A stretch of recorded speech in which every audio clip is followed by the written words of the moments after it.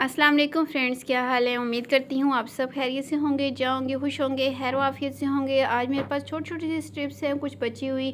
इससे पहले मैंने ये बेबी का फ्रॉक बनाया हुआ है इस फैब्रिक के साथ, तो उसी में से छोटे छोटे से पीस बचे हैं। इनको मैं यूज़ करके आज आपके साथ 1 से 2 साल की बच्ची का बहुत ही प्यारा सा फ़्रॉक का डिज़ाइन शेयर करने लगी हूँ। तो आपने वीडियो को बिल्कुल भी स्किप नहीं करना, क्योंकि आज का फ़्रॉक का डिज़ाइन आपको ज़रूर पसंद आएगा। इस तरह का फ़्रॉक डिज़ाइन आप अपनी बेबीज़ को कैजुअल के तौर पे भी यूज़ कर सकती हैं, पार्टीज़ वगैरह में भी पहना सकती हैं। तो चलें इसको बनाना स्टार्ट करते हैं।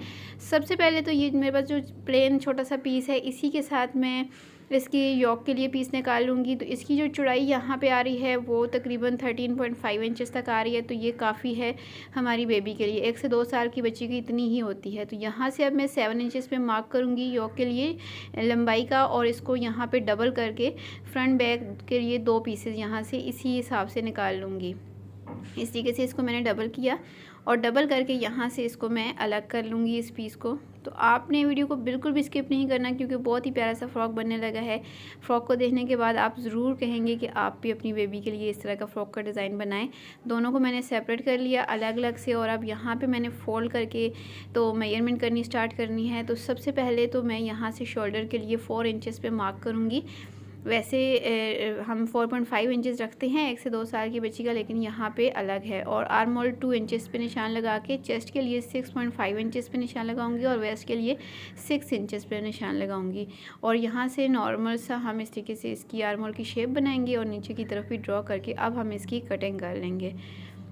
यहाँ से अक्सर हमारे पास वाइट कलर की शर्ट्स होती हैं या हाई नेक वगैरह होती हैं, सर्दियों में हम बेबीज़ को नीचे पहनाते हैं, तो उनके ऊपर इस तरह की फ़्रॉक्स बहुत ही प्यारी लगती हैं। बिल्कुल रेडीमेड स्टाइल में ये फ़्रॉक्स जो होती हैं इनकी लुक आती है। आपने ज़रूर इसको एंड तक देखना है और अपनी बच्ची के लिए ज़रूर बनाना है। अब ये वाला जो पीस है इसकी लंबाई 9 इंचेज़ आ रही है और जो इसकी चौड़ाई है वो 27 इंचेस तक आ रही है। हम इसको ऐसे ही रहने देंगे, इसको कुछ भी नहीं करना।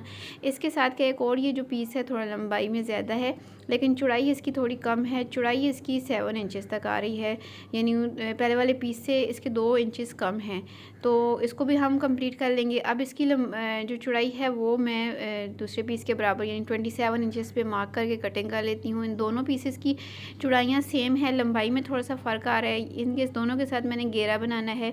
तो ये जो कम लंबाई वाला है इसके साथ मैं फ्रंट साइड का घेरा बनाऊंगी। और ये देखें तकरीबन 2.5 इंचेस तक मुझे इसको बढ़ाना है, और तकरीबन मैं 3 इंचेस तक यहाँ नीचे इसके पीस लगाऊंगी। और पीस मैं इस प्लेन फैब्रिक का लूँगी, और ये फैब्रिक थोड़ा ज़्यादा ही है, तो इसलिए मैं यहाँ से जो पीस निकालूंगी ये मैं फ्रिल बना के लगाऊंगी।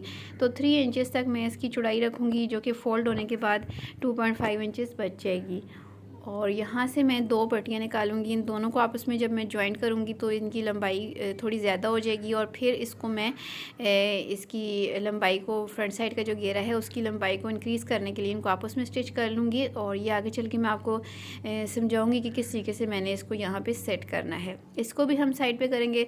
अब जो बाकी के बचे पीसेज हैं इनमें से मैंने सबसे पहले तो 2 पट्टियाँ निकालनी हैं शोल्डर्स के लिए, और यहाँ पे ये वाला पीस ले लेती हूँ जो थोड़ा छोटा है, और इसकी लंबाई भी 7 इंचेस पे आ रही है। इतनी ही हमें चाहिए, हम ये पूरा ही ले लेंगे। इसको मैं पहले डबल में फ़ोल्ड करूँगी, फिर 4 फोल्ड करूँगी। तो ये देखिए 2 इंचेस इसकी चौड़ाई आ रही है। तो यहाँ से ये 2 पट्टियाँ इसकी निकल जाएंगी। अब इसको मैं 2 हिस्सों में पहले डिवाइड कर लेती हूँ, यानी मुझे 2 स्ट्रिप्स चाहिए शोल्डर के लिए। इनको अच्छे से कटिंग कर लूँगी।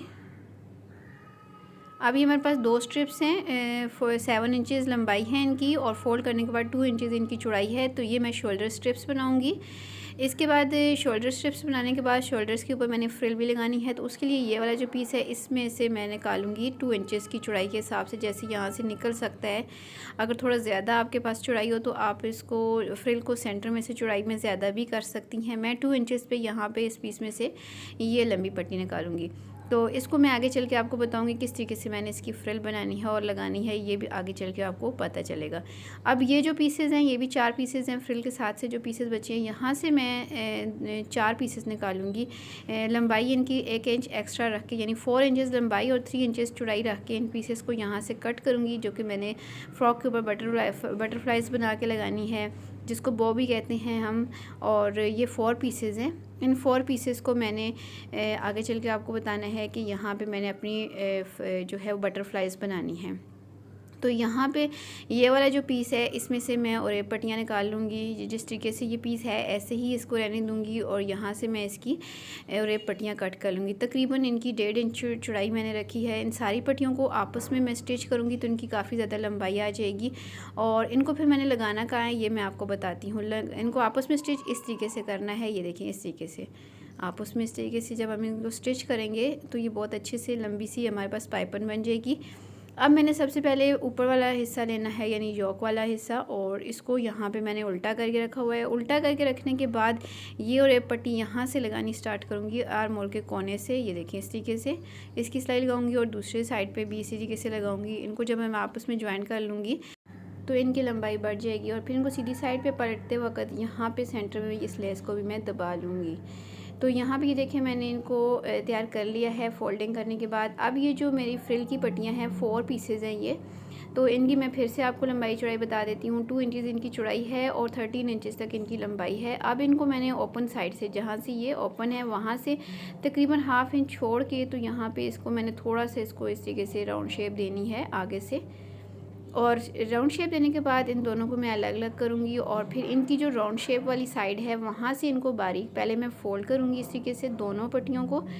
और फोल्ड करने के बाद फिर इनके अंदर मैंने चुनट्स बनानी है, छोटी छोटी सी प्लेट्स बनानी है तकरीबन 7 इंचज़ तक। ये देखिए इनकी मैंने चुनट्स बना ली हैं। चुनट्स बनाने के बाद यहाँ पे ऊपर रख के इनके मैं लेस लगाऊंगी। लेस को भी मैंने बिल्कुल सीधा रखा हुआ है। लेस को जब मैं लगा लूँगी तो फिर जो मैंने शोल्डर की जो स्ट्रिप्स कटिंग की थी 2 इंच चौड़ी, ये साइडों से हाफ इंच मैंने अंदर फोल्ड कर ली हैं। अब उनके अंदर इसको इस तरीके से रखूँगी अपनी फ्रिल को, और इस तरीके से ऊपर रख के इसके ऊपर मैं किनारे की सिलाई लगाऊंगी। तो एक ही सिलाई के साथ हमारी फ्रिल, पट्टियाँ और लेस सभी स्टिच हो जाएंगी इस तरीके से। और दूसरी पट्टी को भी सेम एज इट मैं इस तरीके से यहाँ पे स्टिच कर लूँगी।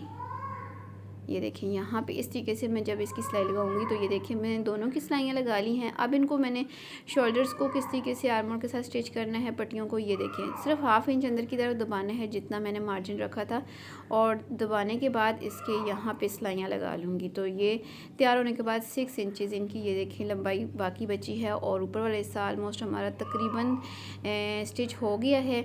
इसके बाद जो अगला स्टेप है वो है इसका घेरा, और घेरे में सबसे पहले फ्रंट साइड का जो घेरा है उसको हम तैयार करेंगे। बैक साइड को कुछ भी नहीं करना। तो यहाँ पे इसको खोल के रखूँगी और यहाँ पे इन स्ट्रिप्स को आपस में जोड़ के नीचे से बारीक फोल्ड करके तो छोटी छोटी सी प्लेट्स यहाँ पे बनाते हुए इसको यहाँ पे लगा लूँगी। तो ये देखिए मैंने घेरे के नीचे फ्रिल को लगा लिया है। ये फ्रंट साइड का घेरा है। अब मैंने ऊपर वाले हिस्से को सीधा रखना है और इसके ऊपर इस घेरे को यहाँ पर उल्टा करके रखूँगी और इसके अंदर छोटी छोटी सी प्लेट्स बना के तो यहाँ से इसकी मैं सिलाई को कंप्लीट करूँगी। जितनी यहाँ पे चुनट्स आ सकती हैं, काफ़ी ज़्यादा चुनट्स आ जाएंगी क्योंकि घेरा माशाल्लाह से काफ़ी खुला बन गया है। और बैक साइड को भी सिंपल इस तरीके से रख के स्टिच करूँगी। नीचे से मैं बैक साइड को फोल्ड नहीं करूँगी क्योंकि इसकी किनारी बनी हुई है। तो यहाँ पे दोनों को सिलाई करने के बाद इस तरीके से हम इनको सीधा करेंगे, और सीधा करने के बाद अब मैंने फिटिंग की सिलाई लगानी है। इस तरीके से जब हम इनको बराबर करेंगे तो पहले एक साइड की फिटिंग की सिलाई को यहाँ से लगाएंगे 1/2 इंच का मार्जिन रखते हुए, और फिर दूसरी साइड को भी सेट करके मैं फिटिंग की सिलाई लगा लूँगी। और इसकी जो फाइनल लुक है ये देखिए मैंने सेंटर में बटरफ्लाइज भी लगा ली हैं। इसकी जो फाइनल लुक है आपके सामने है। माशाल्लाह से देखने में तो ये बहुत ही प्यारा लग रहा है। बेबीज़ को पहना हुआ भी बहुत अच्छा लग रहा है। अगर आप समर में इस तरह का फ़्रॉक डिज़ाइन बनाए तो आप ऐसे भी इसको सिंपल पहना सकती हैं बेबीज़ को। अगर आप ये फ़्रॉक डिज़ाइन विंटर के लिए बना रही हैं तो नीचे कोई हाई नेक वगैरह पहनाएंगी तो उससे ये बहुत ही अच्छा लगेगा। ओवरऑल इस फ्रॉक की जो लुक है आपके सामने है। आई होप आपको आज का ये फ़्रॉक का डिज़ाइन ज़रूर पसंद आया होगा। फ्रेंड्स, आपको आज का ये फ़्रॉक का डिज़ाइन पसंद आया हो, वीडियो की समझ आई हो तो वीडियो को ज़रूर लाइक कीजिएगा। और जो लोग चैनल पर अभी तक नए हैं तो अभी चैनल को ज़रूर सब्सक्राइब कर लें। साथ दिए गए बेल आइकन बटन को लाजमी प्रेस कर लें ताकि जब भी डिज़ाइनिंग से रिलेटेड नई वीडियो अपलोड हो तो उसको नोटिफिकेशन आपको सबसे पहले मिल सके। दुआ में याद रखिएगा। मिलती हूँ नई वीडियो में। अल्लाह हाफिज़।